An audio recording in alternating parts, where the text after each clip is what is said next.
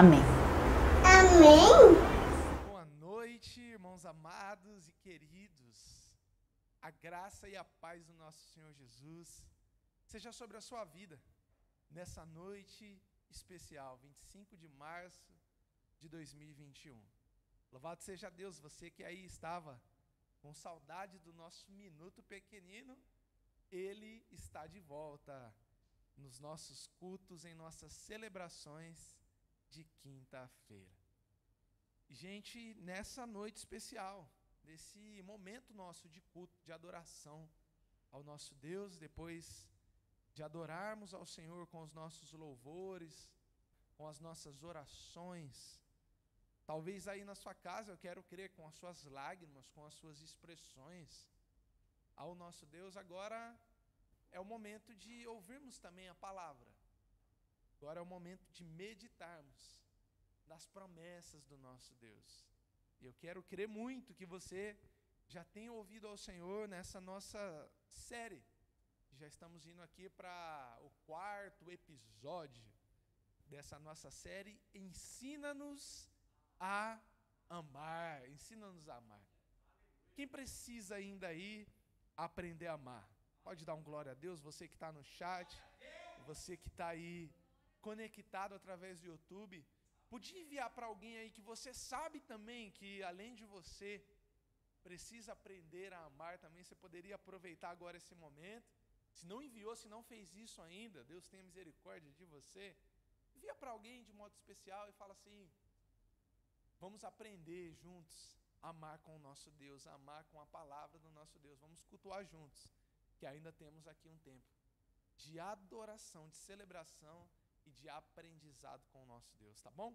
Então hoje, para dar continuidade a essa nossa série, nós vamos ler o texto que o apóstolo Paulo escreveu à igreja de Coríntios, na primeira carta, no capítulo de número 2. 1 Coríntios, então, e capítulo de número 2. Vamos aqui ler a partir do verso de número 1. Aqui no chat eu estou vendo, glória a Deus, a pastora Márcia deu a paz. E ela é uma pessoa que, assim como eu e o pastor Ademir, quer aprender a amar. Louvado seja Deus, hein? Estou conectado aqui vendo quem que está aí interagindo com a gente, olha só. Rosete também, louvado seja Deus, também quer aprender a amar com a palavra do nosso Deus e com o nosso Deus. Vamos lá então, 1 Coríntios, capítulo de número 2, a partir do verso de número 1. Na sua casa, talvez assentado em pé, sentado no sofá ou no tapete, mas com o seu coração atento, né? Eu reforço um convite que já foi feito aqui desde o início, que é para que você pudesse se acalmar um pouquinho e, assim como Maria, agora nesse momento, escolher a melhor parte, se assentar aos pés do Senhor para ouvi-lo, para aprender com Ele, tá bom? A janta vai sair, o café da tarde, a marmita de amanhã. Basta cada dia o seu próprio mal, mas agora é o momento de nós reverenciarmos a palavra do nosso Deus. E assim diz, então, a partir do verso número 1, Paulo dizendo: eu, irmãos, quando fui ter convosco, anunciando-vos o testemunho de Deus, não fiz com ostentação de linguagem ou de sabedoria, porque decidi nada saber entre vós, senão a Jesus Cristo e este crucificado. E foi em fraqueza, temor e grande temor, que eu estive entre vós. A minha palavra e a minha pregação não consistiram em linguagem persuasiva de sabedoria, mas consistiram em demonstração do Espírito e de poder, para que a vossa fé não se apoiasse em sabedoria humana, e sim no poder de Deus. Verso 6.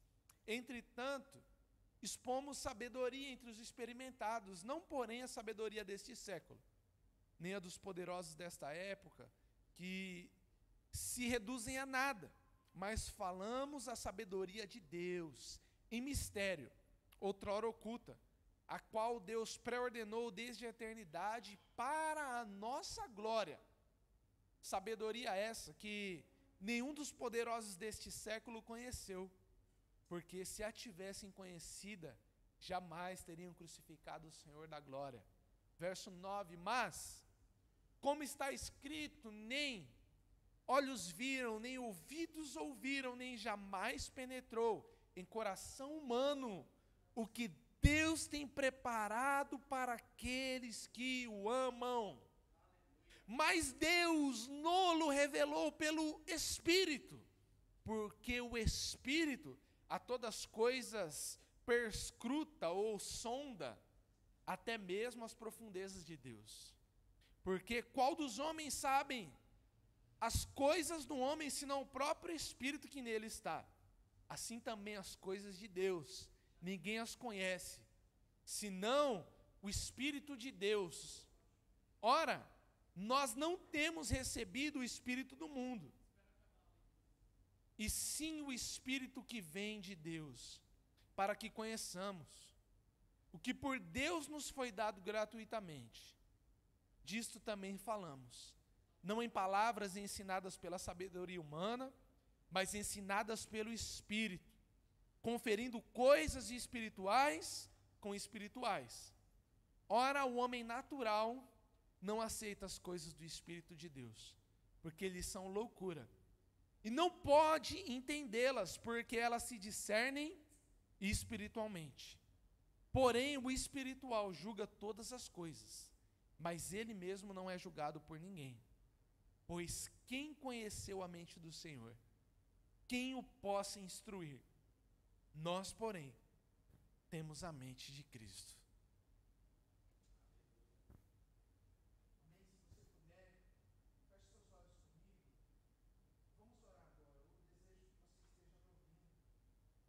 Nesse momento que você possa ir, fechar os seus olhos então, e entrar em oração.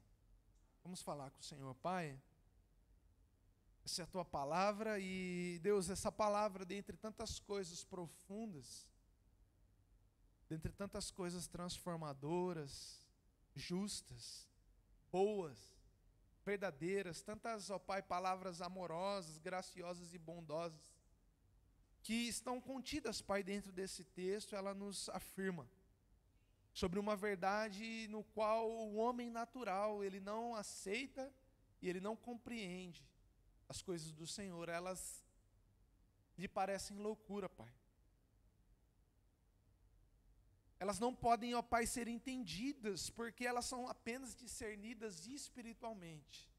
Na sua presença, Senhor, nessa noite, nós pedimos a Ti, nos auxilia a discerni-las espiritualmente. Por meio do Teu Espírito.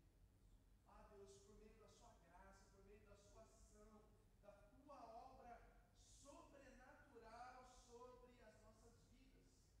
Seja conosco, Pai, com cada um dos que aqui estamos, ministrando, trabalhando, preparando para esse momento de culto, para que se achegue nos lares e possa também abençoar vidas, edificar famílias, transformar corações, aumentar, meu Pai, o significado, a natureza, Pai, a nossa capacidade de amar, que vem do Senhor, derramada espiritualmente pelo Teu Espírito, sobre os nossos corações, Pai.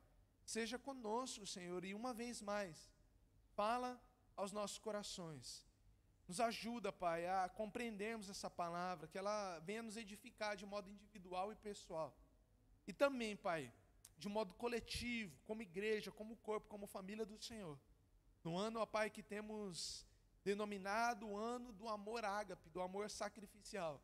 Nós clamamos a Ti, ensina-nos a amar, em nome de Jesus. Amém. E glória a Deus. Amém. Glória a Deus, ó, o pessoal está interagindo aí com a gente, ó, Gleice, Carol, louvado seja Deus. Gente, então, ensina-nos a amar. A gente viu aqui sobre a necessidade que temos de amar Jesus, que Jesus é completamente digno, merecedor do nosso amor, dentre tantas coisas, porque Ele é o próprio amor de Deus, a maior expressão do amor de Deus. Ele nos amou, Ele demonstrou esse amor por nós, pelo fato dele mesmo ter morrido por nós, sendo ainda pecadores. Depois, de forma especial, contextualizando ao Dia das Mulheres, nós vimos aqui que Jesus veio e quebrou todos os tipos de preconceitos étnicos, raciais, E ele amou a mulher.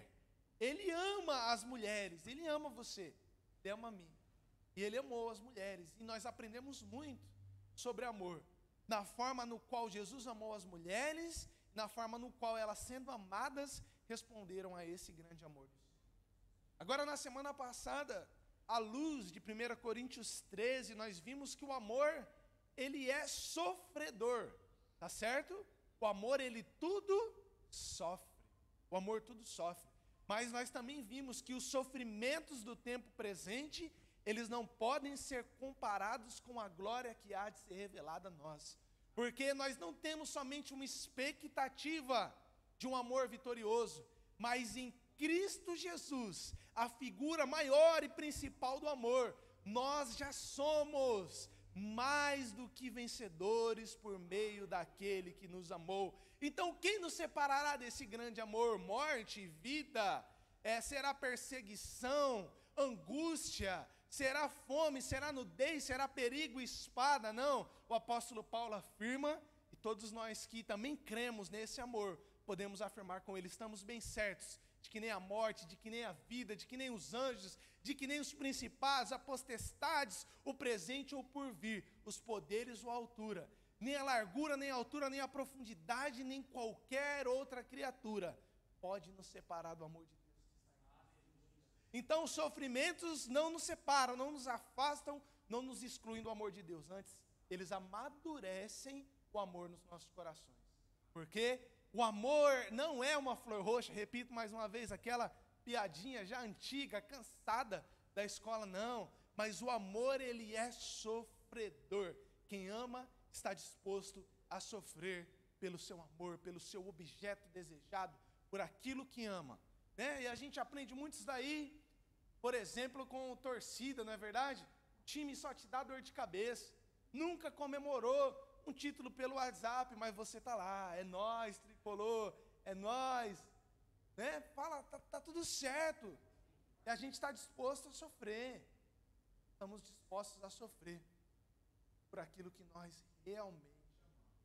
Mas o texto de Paulo à igreja de Coríntios, dizendo que o maior dom não são de profetizar ou de falar em línguas, não são dons externos, não, mas é um dom que é derramado pelo próprio Deus, que é o primeiro fruto do Espírito e que é o dom supremo, superior, é o amor. Paulo vai seguir dizendo em 1 Coríntios 13, no capítulo 7, de que não somente o amor tudo sofre, mas ele vai trazer uma outra verdade. Ele vai afirmar assim: o amor tudo crê, o amor tudo acredita, tá certo? E quando Paulo está dizendo isso, no original grego, essa palavrinha que o apóstolo está trazendo, ela vem de pisteu, que é fé. Mais de 200 vezes aparece essa palavra somente no Novo Testamento. Pisteu. Ou seja, o amor, ele tem fé. O amor, ele acredita. O amor tudo crê. O amor, ele tudo crê. Então, hoje, essa característica do amor, nós que precisamos crescer e aprender a amar, precisamos trabalhar esse aspecto da fé no nosso amor. Porque o amor tudo crê. Isso não significa que o amor, ele acredita em tudo, mas significa que o amor, ele é cheio de fé. Mas que tipo de fé é essa que o amor tem?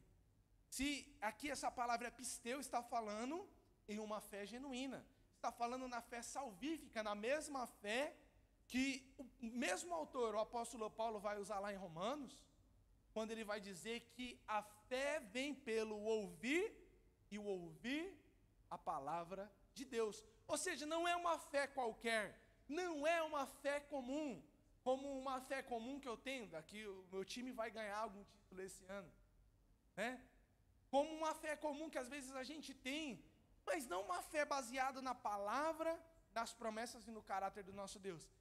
Essas coisas aí vão melhorar, ou então elas vão piorar. A gente não sabe para onde está indo a nossa fé. A fé que a Bíblia nos chama atenção para ter é uma fé nas promessas, no caráter, na essência de quem Deus é. A mesma fé que da galeria dos heróis da fé, nós podemos ver em Hebreu uma fé que não é uma possibilidade hipotética, que não é uma conjectura, que não é um talvez, que não é um será. Não, é uma fé que ela é certeza, ela é a convicção das coisas que nós não vemos, mas temos a certeza que elas irão acontecer. É uma fé capaz de mover montanhas. É uma fé que ela é crescente, que ela é gradativa. Que se tivermos fé do tamanho de um dos menores grãozinhos, um grão de mostarda, nós poderemos dizer a um monte, sai daqui, se move esse monte.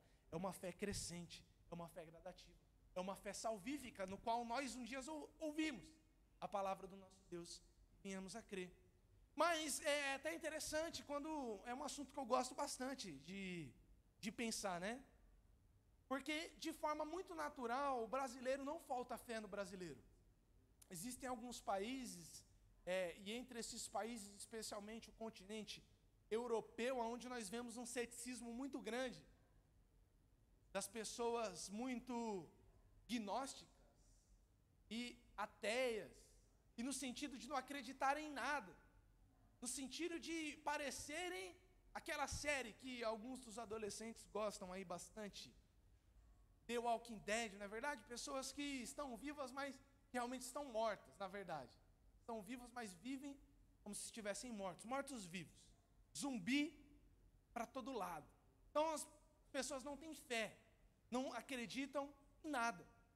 É certo que esse movimento tem varrido, tem chegado com muita força também aqui na América do Sul e de forma especial sobre o nosso país. Mas não é característica do brasileiro falta de fé, não, pelo contrário, é um excesso.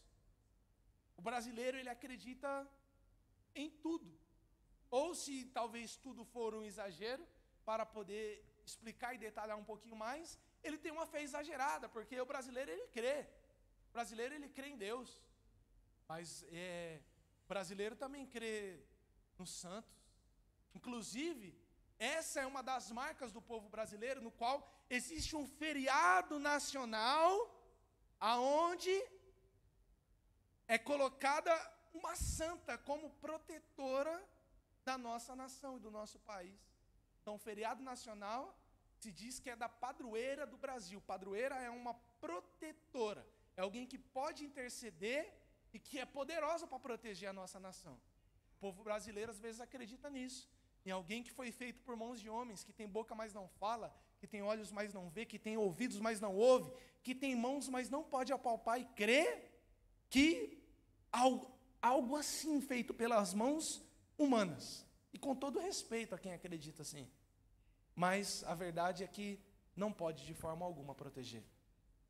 E o brasileiro crê não somente nisso, nesses deuses, nos santos e no Deus do universo, no Deus Todo-Poderoso, mas o brasileiro também crê quando as coisas estão apertadas e se tiver alguém ali que sabe fazer um trabalho, alguma coisinha, eu vou até ali, vou oferecer alguma coisa, vou pagar um trocadinho e se der certo, eu creio. O brasileiro acaba crendo em tudo. O brasileiro acaba, de certa forma, crendo em todos. Crê, inclusive, em políticos. Olha só. Crê, inclusive, na inocência de políticos corruptos e bandidos. E, de repente, coloca a sua fé em outros que ainda não provaram nada e são capazes de brigar e de fazer uma guerra e de montar um clã e uma gangue uns contra os outros por causa de uma fé. Por causa de uma fé. E eu posso exemplificar isso mesmo através da minha própria vida. Eu fui um adolescente, agora talvez para alguns vão ser assim, né? Uma nova história engraçada, que alguns vão me zoar depois, mas eu fui sempre um adolescente de muita fé. Embora não tivesse a fé salvífica, a fé genuína, a fé na Bíblia, a fé no Deus vivo.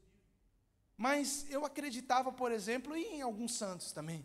E uma vez eu encontrei uma cartinha, que você tinha que fazer uma corrente. E aí lá, algumas dessas cláusulas da corrente faça isso durante 60 dias, escrevendo 4 cartinhas por dia, e no final disso daí você vai alcançar aquilo que você deseja. E, gente, eu dou aqui o meu voto para vocês, de confiança, que as folhas do meu caderno acabaram, pastor. Porque pensa só, 4 vezes 60 dias foram 240 folhas. E eu tive que ficar procurando folhas, porque eu peguei aquela cartinha, eu copiei, eu acreditava que também sempre coloca um medo, né? Quando Deus é falso, ele sempre tenta colocar um medo. Sempre tenta colocar um medo para nos manipular. Então era lá, mas se você fizer isso, você vai ser abençoado, mas se não, o bicho vai pegar para o seu lado. E aí eu fiz aquelas cartinhas e todos os dias, gente, todos os dias eu jogava aquelas 4 cartinhas pela rua. Senhor, já pedi perdão várias vezes, mas me perdoe uma vez mais, porque talvez eu estimulei uma fé errada no coração de mais pessoas que encontraram aquela cartinha. Alguns certamente jogaram fora, alguns pisaram, alguns riram, mas eu tinha uma fé ainda que errada. Mas a historinha que talvez vocês vão rir é uma outra. Eu tinha uma pulseirinha, também com uma fé em um dos outros santinhos, no qual era assim, você podia fazer 3 pedidos, e você não podia cortar aquela pulseirinha. E se você se mantesse com aquela pulseirinha até que ela quebrasse, automaticamente, sabe o que aconteceria? Aqueles seus 3 pedidos se concretizariam. Algumas pessoas muito espertas, até há muitos memes disso hoje, né? Diriam assim, eu não quero 3 pedidos, eu quero apenas um pedido. E pediria o quê? O gênio da lâmpada, não é verdade? Eu quero o gênio da lâmpada para mim. E aí para o gênio da lâmpada é somente um pedido. O que eu quero? Mais 3 pedidos. O gênio certamente te atenderia. Mas eu era uma criança que gostava de alguns desenhos, e dentro dos desenhos, um que eu assistia era Eu Sou Máscara. Quem lembra aí do Eu Sou Máscara? E adivinha só, gente, o que foi que eu pedi naquela minha pulseirinha? Foi somente uma coisa. Gente, a criança, ela tem a mente fértil. A criança é alguém que tem fé. É por isso que, por exemplo, o nosso pastor colocou e incentivou para as nossas crianças estarem no nosso relógio de oração. Porque as crianças têm fé, Deus responde à oração de quem tem fé. Porque o poder da oração não está em quem faz oração, mas está em quem ouve a oração. E quando a oração ela é feita com fé, ela tem resposta. Mas, olha só, o que foi que eu pedi naquela pulseirinha, gente? O que é que eu queria? A máscara do Máscara. Era só isso que eu queria. Eu não queria 3 coisas na minha vida. Eu queria somente a máscara do Máscara. Já seria suficiente para mim. Seria suficiente, gente. Agora pensa só. Eu não lembro, porque deveria ter não mais que 10 anos.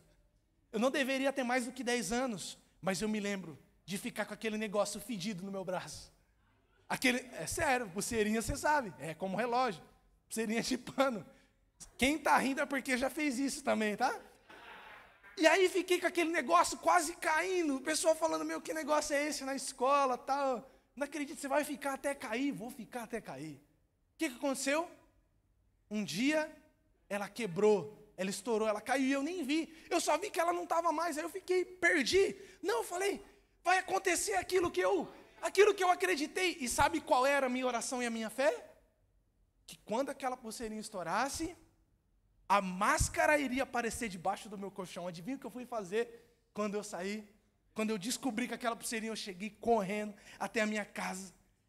Como se ninguém pudesse me ver, eu entrei e fechei a porta do meu quarto. E lá vou eu, todo com convicção, cheio de fé, com uma certeza de que ao tirar aquele colchão de cima, ali estaria a máscara do Máscara. E adivinha só o que eu encontrei quando eu tirei o colchão? Nada. Não encontrei nada. A máscara do Máscara não estava ali. Foi só jornal para proteger o colchão, pedaço de papelão, caixa de ovo. Não, a máscara do Máscara não estava ali, mas eu tive fé. Mas não foi uma fé nas coisas de Deus, não foi uma fé salvífica, não foi uma fé na verdade, uma fé na palavra. E essa é a fé que a Bíblia nos chama para ter. É essa fé que o amor de Deus que é derramado nos nossos corações deve gerar, não nas coisas do mundo, nas coisas humanas, nas coisas carnais, mas nas coisas do Espírito, nas coisas de Deus. E é por isso que esse texto eu considero ele tão oportuno, porque esse texto nos fala sobre fé e esse texto nos fala sobre amor. E quando Paulo o está escrevendo a uma igreja que também tinha dificuldade com a carnalidade, embora tivesse muitos dons, precisava aprender a amar. precisava descobrir o fruto do Espírito, precisava andar junta, em uma só direção, em uma só fé, em uma só esperança, em uma só vocação. O apóstolo Paulo vai escrever a essa igreja, dizendo que a primazia, ou a coisa mais importante e primária da fé, não é em nada externo, não é nada em que vai acontecer no mundo, nas galáxias, no século 21, nos hospitais, entre a presidência, mas ele vai ensinar como esse povo a basear e a fundamentar a sua fé em uma coisa certa. Então é por isso que aqui, a partir do verso de número 1, ele vai começar dizendo que quando foi até aquela igreja, não anunciou até eles, quando foi ter com eles, não anunciou entre eles ostentação de linguagem ou de sabedoria. Não foi como Apolo, que era um outro pregador muito eloquente que havia naquela época, mas que não tinha o Espírito Santo de Deus. Então Paulo está dizendo, quando eu fui, eu anunciei o testemunho de Deus. E eu não fiz isso ostentando linguagem de sabedoria. Porque é bom a gente saber falar bem. É bom a gente ter palavras bonitas. Mas é melhor a gente ter o testemunho de Deus. E Paulo está dizendo assim, eu fui até vocês com o testemunho de Deus. E quando eu fui até vocês, verso de número 2, eu decidi não saber nada senão a Jesus Cristo e a esse crucificado. Eu não fui aí para falar, de coisas bonitas. Talvez no nosso tempo hoje seria, tudo vai ficar bem, viu? A vacina está aí, embora a gente tenha esperança nisso sim, tudo vai ficar bem, a vacina está aí. Mas eu fui em fraqueza, eu fui em temor, eu fui em grande temor eu tive entre vocês. E sabe só como foi que eu despertei fé no coração de vocês? Olha só o verso número 4. A minha palavra e a minha pregação não consistiram em retórica, em linguagem persuasiva de sabedoria, mas elas consistiram em demonstração do Espírito e em poder. Um homem cheio do Espírito Santo, um homem cheio do poder de Deus, um homem cheio do Evangelho de Deus. Para quê? Verso de número 5. Para que a fé de vocês não se apoiasse, não se baseasse, não estivesse firmada em sabedoria humana, mas sim no poder de Deus. Qual a mensagem dele? Cristo e esse crucificado. A mensagem da cruz é o que gera a fé que nós precisamos. É a mensagem da cruz. Sim, eu amo a mensagem da cruz. Sim, eu amo a mensagem da cruz. É a mensagem da cruz. É loucura para os que estão perdidos, para os que estão se perdendo, mas para nós que somos salvos, é o poder de Deus. É o poder de Deus. É a mensagem da cruz. Não é uma mensagem... Sabe, gente, o pano de fundo da igreja de Coríntios, nós já estudamos ele na escola bíblica, ele é muito bonito, porque parece que está sendo escrito e que os tempos são os mesmos de hoje. Parece que não mudou nada. Parece que está escrevendo, tipo assim, para a igreja de Osasco, situada no Jardim das Flores, família e legado, escrevo essa carta. É uma carta muito contextual. E, gente, olha só como é que são os dias hoje. Olha só como é que são os dias. Quando a gente vai falar de Jesus, ou fala de Jesus, ouve falar de Jesus, parece que são necessárias, né? Palavras muito bonitas, eloquentes. Parece que a gente precisa misturar, e não tem nada de errado em misturar. Mas a gente vai falar de Jesus, a gente tem que falar junto de física quântica, de filosofia, de sociologia. Precisamos falar junto das outras religiões. Precisamos falar junto com a mensagem de Jesus Cristo para poder anunciá-lo. Precisamos falar um pouquinho de escatologia. Precisamos falar um pouquinho de diversas coisas.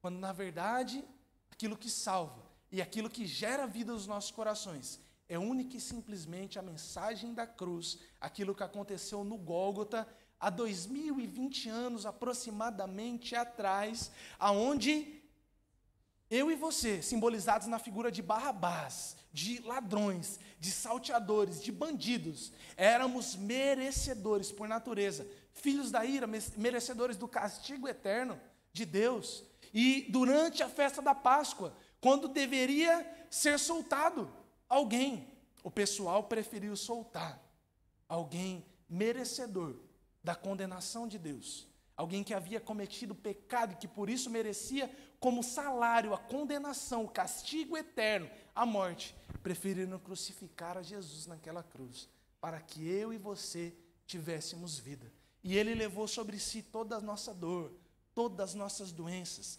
toda a nossa enfermidade, todo o nosso castigo, toda a nossa culpa, toda a ira de Deus que era sobre a minha e sobre a sua vida. Foi do agrado de Deus moer o seu único filho, fazendo enfermar, para que nós pudéssemos ser libertos. E Paulo está falando essa mensagem que confronta, essa mensagem que é loucura para os que estão perdidos, mas para nós que a compreendemos. Como? Pela fé, que temos os nossos olhos abertos pela graça de Deus. Ela é o poder de Deus, ela nos resgata, ela nos regenera, ela nos adota, ela nos justifica, ela nos santifica, ela há de nos glorificar em um dia breve e futuro. Ela nos dá a certeza daquilo que nós não vemos, mas nós sabemos por meio da fé. Por meio da fé.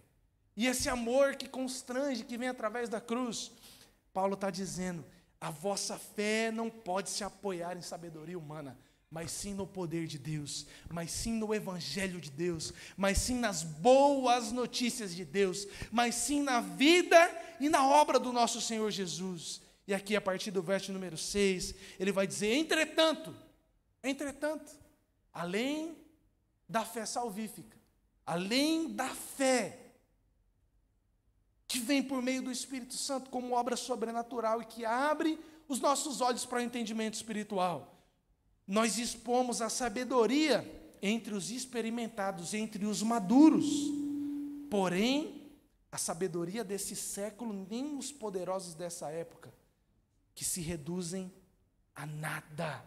Mas nós falamos da sabedoria de Deus em mistério, outrora oculta, a qual Deus pré-ordenou desde a eternidade para a nossa glória. Então, olha só, Paulo está dizendo que além dessa fé que salva, sim, nós falamos com sabedoria, falamos para os experimentados, para os maduros, porque existem profundezas, existem revelações de Deus, além dessas. Mas o grande problema, é que por muitas vezes nós queremos saber coisas profundíssimas, queremos saber sobre os poderes ocultos, sobre os poderes das trevas, sobre os poderes físicos, sobre os espíritos, sobre os ETs, sobre diversas coisas e diversas forças. E nós nos esquecemos que a nossa fé vem através do amor de Deus derramado na cruz do Calvário. E que aí essa fé, ela vai produzir em nós o temor a Deus, que é o princípio de toda sabedoria. E que aí, através do princípio de sabedoria, nós vamos começar a expor coisas mais excelentes, mais experimentadas, aos mais maduros, no qual a sabedoria desse século, nem dos poderosos, ela se reduz a nada. Mas a sabedoria de Deus, ela é revelada, ela é misteriosa. A sabedoria de Deus, as coisas de Deus, os mistérios de Deus, Deus pré-ordenou desde a eternidade para a nossa glória, para a glória da igreja, para o povo de Deus, para aqueles que, através de uma mensagem tão simples, conseguem alcançar, atingir uma transcendência tão maravilhosa, conseguem ir além do véu, conseguem agora ter comunhão com o Pai, conseguem compreender que são reconciliados e vivem uma nova vida baseadas no amor, baseadas nas promessas de Deus. E olha só quão boa, quão agradável e quão perfeita é a promessa e são as promessas de Deus para nós. Aqui, a partir agora do verso de número 8, o apóstolo Paulo vai dizer: sabedoria essa que nenhum dos poderosos desse século conheceu. Porque se os poderosos desse século, desse mundo, tivessem conhecido, jamais teriam crucificado o Senhor Jesus, o Senhor da glória, jamais teriam crucificado. Mas agora no verso de número 9, o apóstolo Paulo vai dizer: mas como está escrito? E eu quero fazer uma pergunta agora para você. Você ama Deus? Você que está aí em casa. Eu sei que estamos em dias difíceis, dificílimos, dias penosos, dolorosos, dias de dor, dias de luto. Vi alguém colocando muito oportunamente: agora não vão começar dias de feriado prolongado, não, são mais dias de luto. São dias de dor, dias de sofrimento, sim. Mas o amor, ele é aperfeiçoado no meio dessa dor. E cresce a esperança também no meio dessa dor. Porque é característica do amor que o amor tudo espera. É característica. Entre a fé que há no amor, está o sofrimento. Mas também está a esperança. Está a esperança. Mas você que ama Deus, você crê no quê? No que você crê? Você crê na mensagem da cruz? Ou você crê no máscara? Ou você crê nos santos? Ou você crê nos gurus? Ou você crê nos bispos? Ou você crê nos apóstolos, nos superapóstolos, nas apostilas? No que você crê? Você crê nos necromantes? Você crê nos pais de santos? Você crê nas mensagens de autoajuda? No que você crê? Essa pergunta ela é muito oportuna, porque hoje o nosso tema é ensina-nos a amar com fé. Ensina-nos a amar com fé. E a primícia desse tema é que só ama quem acredita. Porque o amor tudo crê. O amor tem fé. E aqui no verso de número 9, Deus tem promessa. Mas essa promessa é para aqueles que o amam. Assim como todas as coisas não cooperam para o bem de todas as pessoas, mas todas as coisas cooperam para o bem daqueles que amam a Deus, daqueles que são chamados segundo o seu propósito. Da mesma forma, a fé salvífica, a fé que provém, que emana, que nasce do amor de Deus nos nossos corações, ela é uma fé que ama Deus, e ela é uma fé que acredita, e para esses que acreditam, Deus tem promessas, todas as promessas da Bíblia, não promessas vazias, promessas vagas, como por tantas vezes nós ouvimos, promessas que nos frustram, promessas que vieram de um homem, de um coração carnal, ou às vezes até mesmo um homem, uma mulher de Deus, mas que foram levados a fazer promessas que não puderam cumprir, ou que não foram feitas por Deus, foram levadas por emoção, por circunstâncias, por situação. As promessas de Deus, elas são infalíveis. As promessas de Deus, elas são fiéis. As promessas de Deus, elas são seguras para nós. As promessas de Deus, elas se cumprem. Nós podemos até morrer, nós morremos, mas a promessa, ela se cumpre. Como na galeria dos heróis da fé, muitos daqueles homens morreram sem ver aquilo que Deus havia prometido, mas as promessas se cumpriram, porque as promessas de Deus são maiores do que as nossas vidas. Elas se cumprem num tempo e para um propósito determinado. E aqui o que Deus está prometendo para aqueles que creem e que o amam com uma fé genuína, com uma fé que não é expectativa, mas que é certeza. No verso de número 9 é que, como está escrito, é uma certeza. Inclusive, aqui o apóstolo Paulo está citando o livro do profeta Isaías, no capítulo de número 64.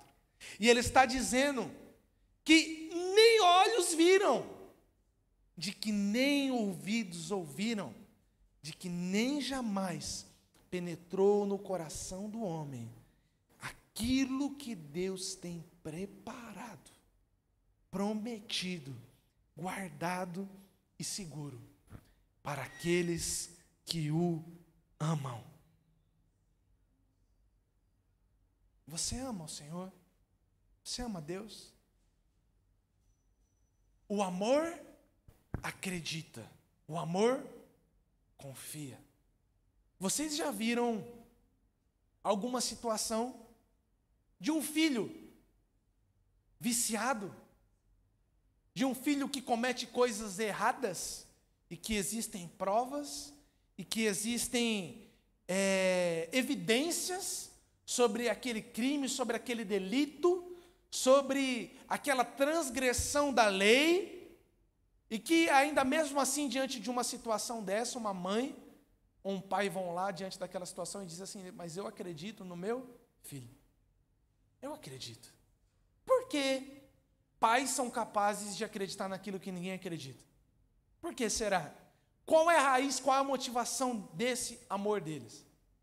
Ou, aliás, dessa fé deles. Qual a raiz, qual a motivação dessa fé? Senão o amor. Pais amam. Pais conseguem ver nos filhos aquilo que ninguém mais consegue ver. Gente, observe só. Que profundo, que excelso, que sublime é o amor do Pai para conosco, manifestado através da pessoa e da figura de Jesus Cristo. Homens levaram até Jesus, como nós já vimos aqui algumas semanas atrás, uma mulher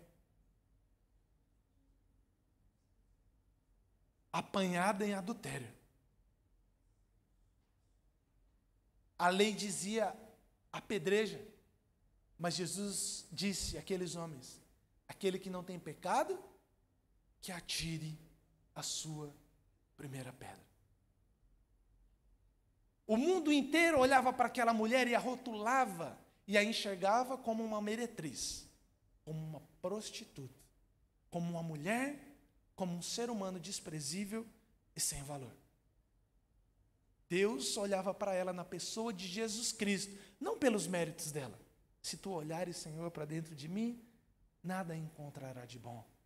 Mas pelos méritos de Jesus, pela pessoa de Jesus, pelo amor de Jesus, pelo poder do Espírito Santo de Deus, pela loucura da mensagem da cruz, Jesus olhava para ela e via nela alguém como alguém que poderia sair dali, perdoada dos seus pecados e santificada, ouvindo do autor da vida: vás e não peques mais. Jesus fez isso com a mulher de Samaria. Jesus fez isso com Zaqueu. Jesus fez isso com Nicodemos. Importa nascer de novo, Nicodemos. Jesus fez isso com aqueles que se achegaram até ele.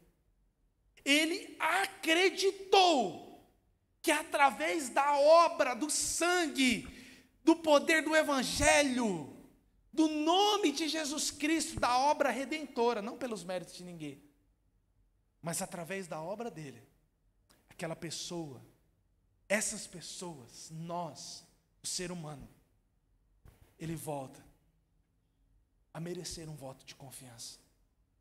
Ele volta a ser passível, sim, de confiança.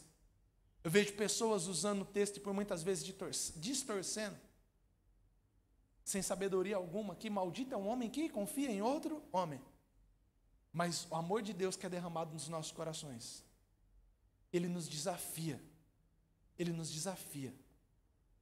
a acreditarmos na obra da cruz e a olharmos para as pessoas com um olhar diferente, com um olhar de confiança. Essa confiança não significa acreditar em tudo. Não, você pode fazer perguntas, você pode questionar, você pode desafiar. Mas quando a Bíblia está dizendo assim, o amor, ele tudo crê, significa ele crê em todas as promessas, em toda a palavra, em toda a verdade, em toda a vontade de Deus para a vida daquela pessoa. E a vontade de Deus para a vida daquela pessoa é que ela vai e não peque mais. A vontade de Deus para a vida da humanidade é que ela seja redimida através do sangue precioso de Cristo Jesus. Gente, vocês já pensaram só quantos exemplos aqui a gente poderia trazer através de pessoas assim? Mas olha só, vamos pegar aqui a vida de um irmão tão querido e precioso que eu não pedi com licença, mas eu tomo a liberdade para trazer aqui nessa noite. Mas um dia alguém olhou assim para o Sandro e pensou, não tem jeito. Mas a Marisete foi e olhou para o Sandro com olhos de amor. O Davi foi e olhou para o Sandro com olhos de amor e cuidou dele. Falou assim, não, sim, o Sandro tem jeito. Eu acredito na obra de Deus, na obra de Jesus Cristo, sobre a vida e sobre o coração do Sandro. E olha só o que Deus fez.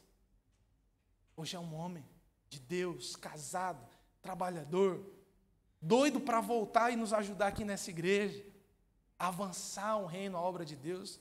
Olha só, não olha para a vida do Sandro, não. Eu olho para a minha própria vida, olha o que Deus fez através de mim. Um dia Deus levantou um homem e uma mulher para orarem por mim, para acreditarem na obra de Deus sobre a minha vida. Não é sobre os meus dons, não é sobre os meus talentos, não é sobre as minhas habilidades, não é sobre o que havia de bom, mas nem sobre também o que havia de ruim, não. Era sobre uma promessa de Deus, de que todo aquele que nele crê não irá perecer, de que todo aquele que confessar o nome do Senhor Jesus será salvo, de que Deus amou o mundo, para que todo aquele que depositar a sua fé em Jesus Cristo não venha perecer, não venha se perder, mas venha ser salvo. Essa obra aconteceu na sua vida, você é salvo. Você ama Deus? Se você ama Deus, nós precisamos aprender a amar Deus e amar as pessoas com fé, com um amor que acredita, com um amor que confia nas promessas de Deus, que não estão aqui somente no nosso presente, que não estão em uma cura tão esperada, não estão, mas estão nas coisas profundas, nas coisas do Espírito, nas coisas que olho nenhum viu, nas coisas que ouvido nenhum ouviu, nas coisas que jamais penetrou em algum coração humano, mas que Deus tem revelado a nós, aqueles que têm a mensagem da cruz e que foram salvos por uma mensagem que desafia o mundo, que Deus tem preparado, guardado, reservado para aqueles que o amam. E o amor não somente tudo sofre, o amor tudo acredita, o amor, ele tem fé, o amor ele deposita fé, fé na obra de Deus, fé na vontade de Deus. O amor não busca os seus próprios interesses. Às vezes nós não acreditamos nas pessoas e nem em Deus, porque nós estamos buscando o nosso próprio interesse. Ah, Senhor, diante dessa pandemia, diante da perda de alguém tão querido, eu não diminuo de forma alguma a sua dor. Semana passada aqui eu testemunhei da minha dor no meio do sofrimento. Uma semana mais especial, meu casamento. Na outra semana, Deus levou meu pai. Mas o meu pai não era meu pai era do Senhor.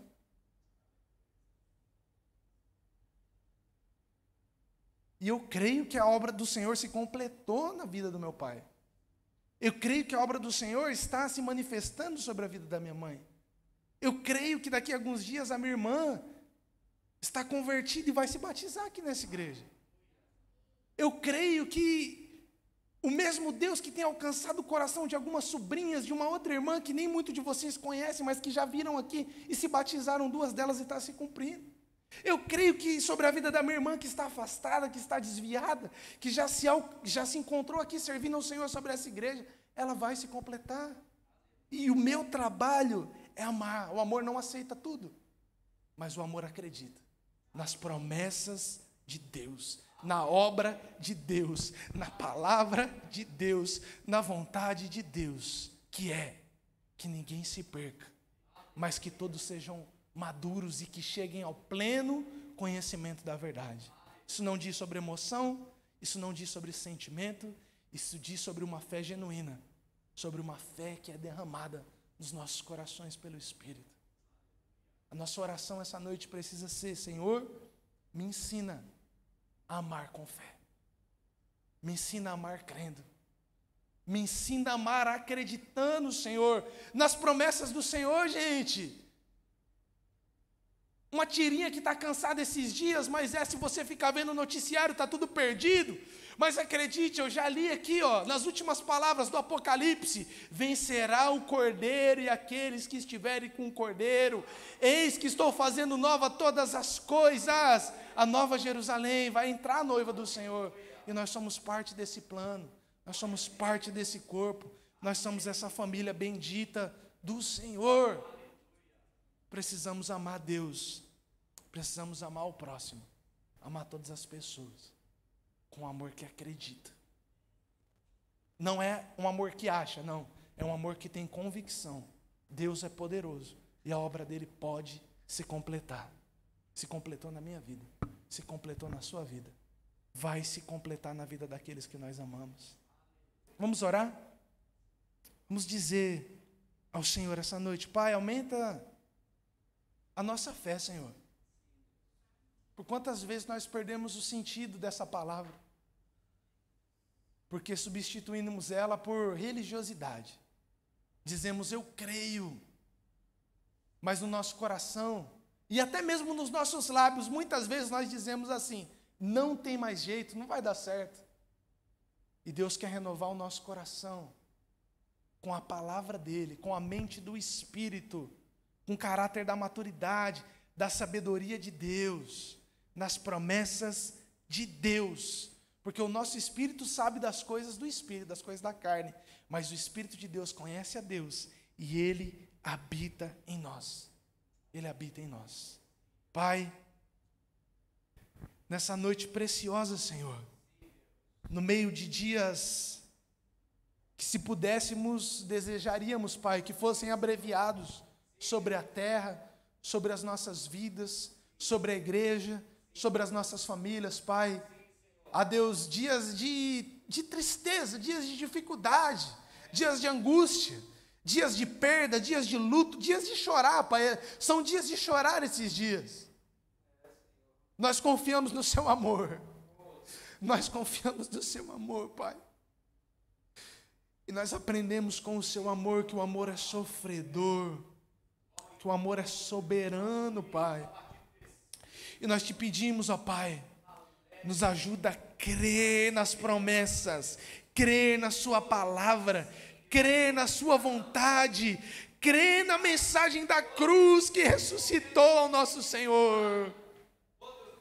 E que está, Pai, sobre nós, está sobre a igreja. Aumenta a nossa fé, Pai. Enche o nosso coração de fé, Pai. Nos dá fé na coisa certa, fé nas Suas promessas, fé na Sua palavra, fé na Tua pessoa, fé no caráter do Senhor, Pai. Não fé naquilo que achamos, não fé naquilo que sentimos, Pai, mas fé em quem o Senhor é. E o Senhor é o Rei da glória. O Senhor é o Deus perfeito. O Senhor é o Deus que nos ama, Pai. O Senhor é amor, sim. O Senhor é o amor verdadeiro, Pai. E o amor verdadeiro é acompanhado de fé, Deus. Nos dá fé, Pai. Nos dá fé para crermos no Senhor, na Sua palavra, nas Suas promessas. Ó Deus, para crermos nas pessoas, ó Pai. Não é acreditarmos nas Suas mentiras, nas Suas insinuações, mas é crermos, meu Pai, que, ó Deus, o sangue que o Senhor derramou na cruz do Calvário foi poderoso para me salvar, Deus. E esse sangue não é menos poderoso para que não possa alcançar o perdido, para que não possa alcançar, ó Deus, aquele que tem se desviado, aquele que tem te ofendido, aquele que tem transgredido os mandamentos, aquele que tem se escondido, se afastado de ti, aquele que nós amamos. Não, o teu sangue é eficaz para a salvação de todo aquele que crê.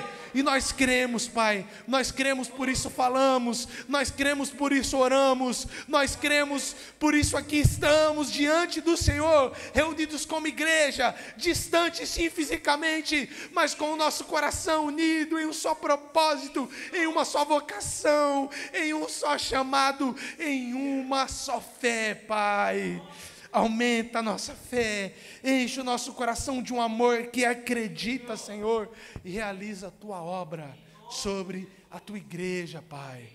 Ó Deus, aos desacreditados, nos ajuda a crer na Sua obra sobre a vida deles e a ser uma extensão do Seu amor, a estender a mão, Pai, como o Senhor fez conosco. Em nome de Jesus, Pai, essa é a nossa oração. Ensina-nos a amar com fé. Em nome de Jesus. Amém. Glória a Deus.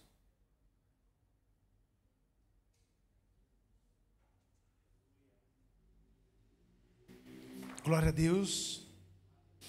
Louvado seja o nosso Senhor.